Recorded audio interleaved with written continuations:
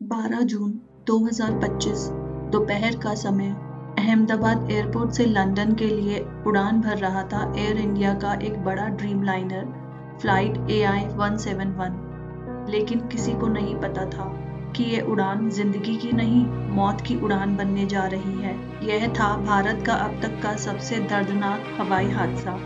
यह है इस हादसे की पूरी सच्ची कहानी। एयर इंडिया फ्लाइट AI-171 एक बोइंग 787 ड्रीमलाइनर दोपहर 1:38 पर अहमदाबाद से लंदन के लिए उड़ान भरता है।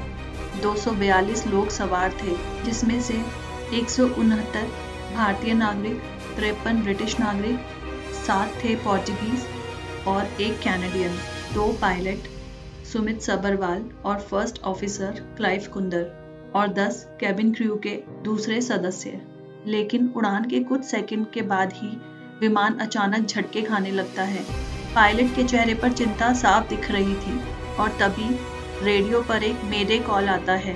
We are not climbing, we are losing altitude. विमान जमीन से सिर्फ 160 फीट ऊपर था। अचानक दोनों इंजनों की ताकत कम होती है।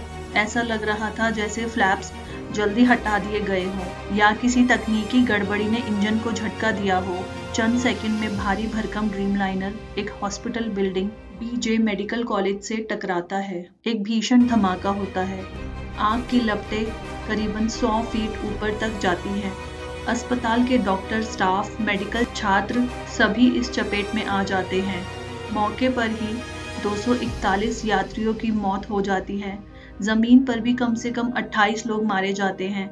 यह भारत का सबसे खतरनाक एयर ट्रैफिक हादसा बन जाता है। टोटल 242 यात्रियों में से सिर्फ एक यात्री, जिनका नाम है विश्वास कुमार रमेश, ब्रिटेन के लेसेंटर शहर में रहते हैं, जिनकी उम्र 40 साल है। सिर्फ यही 242 यात्रियों में से इकलौते ऐसे यात्री हैं जो इस दुर्घटना में जीवित बचे हैं। वो सीट नंबर 11A पर बैठे थे। जैसे ही विमान गिरा, उसका पिछला हिस्सा आग की चपेट में आया, लेकिन उनका सेक्शन किसी तरह बचा रहा। जैसे ही विमान नीचे की तरफ आने लगा, उन्होंने इमरजेंसी गेट को ओपन करके वहां से छलांग लगा ली। उन्हें कुछ चोटें आई, लेकिन उनकी जिंदगी बच गई। उनके साथ सफर कर रहे भाई अजय रमेश इस हादसे में मारे गए। हादसे के तुरंत बाद DGCA, बोइंग और अंतर्राष्ट्रीय एजेंसियां जांच में लग गई।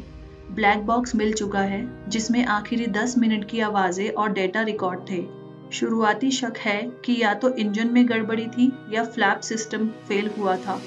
कुछ एक्सपर्ट्स मानते हैं कि गर्म मौसम में विमान जरूरत से ज्यादा भारी था और उसे रनवे पर पूरी ताकत नहीं मिल पाई।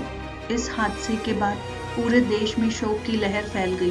प्रधानमंत्री नरेंद्र मोदी, ब्रिटेन के प्रधानमंत्री केयर स्टारमर और खुद किंग चार्ल्स III ने दुख जताया। टाटा ग्रुप, जो एयर इंडिया का मालिक है, उन्होंने 10 लाख मुआवजा और सभी मृतकों के अंतिम संस्कार का खर्च उठाने की घोषणा की है। अब सभी बोइंग 787 विमानों की तकनीकी जांच की जा रही है।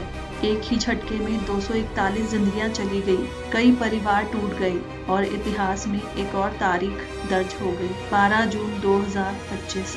दोस्तों, टेक्नोलॉजी कितनी भी उन्नत हो, एक छोटी चूक, एक तकनीकी फेलियर और सब कुछ खत्म हो सकता है। अगर आपको यह वीडियो जानकारीपूर्ण लगा तो इसे लाइक करें, शेयर करें और हमारे चैनल को सब्सक्राइब करें। नीचे कमेंट करके बताएं आपको क्या लगता है, इस हादसे की असली वजह क्या थी, और ऐसी ही सच्ची कहानियों के लिए जुड़े रहिए। धन्यवाद।